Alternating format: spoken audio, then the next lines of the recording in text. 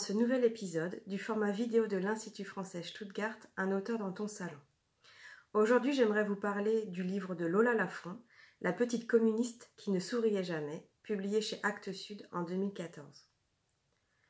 Symbole d'un régime déchu, Nadia Comaneci est le sujet du roman de Lola Lafont.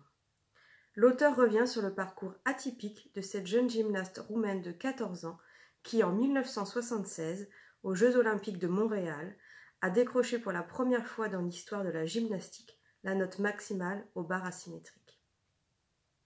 Et ce n'est qu'un début.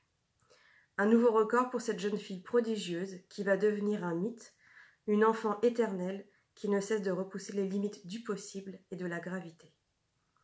En proie aux médias, idolâtrée par la foule et coincée dans un système politique qui l'exploite, la petite fée des Carpates grandit.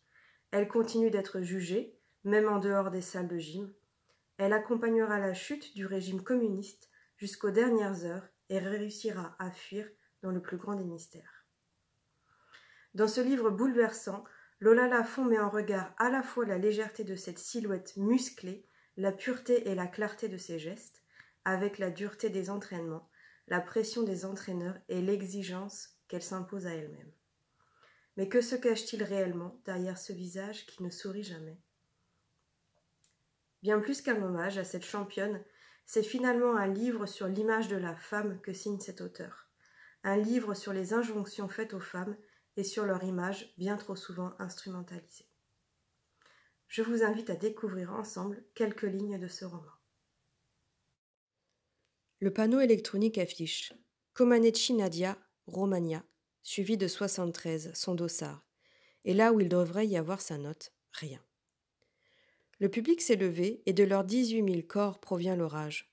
Leurs pieds grondent rythmiquement au sol et le Suédois dans le vacarme ouvre et ferme la bouche. Il prononce des mots inaudibles, des milliers de flashs forment une pluie d'éclats inégaux. Elle entrevoit le Suédois, que fait-il ?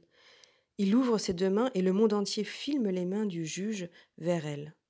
Alors la petite tend ses deux mains vers lui, elle demande confirmation. C'est un 10 ? Et lui doucement hoche la tête, en gardant ses doigts ouverts devant son visage. Des centaines de caméras lui cachent l'enfant. Les gamines de l'équipe roumaine dansent autour d'elle. Oui, amour, oui, ce 1,00 est un 10. J'espère que cette vidéo vous aura donné envie de lire le livre et de découvrir Lola Lafont si vous ne la connaissez pas encore. Et si vous voulez en savoir plus sur l'Institut français Stuttgart et nos activités, n'hésitez pas à nous suivre sur nos différentes plateformes.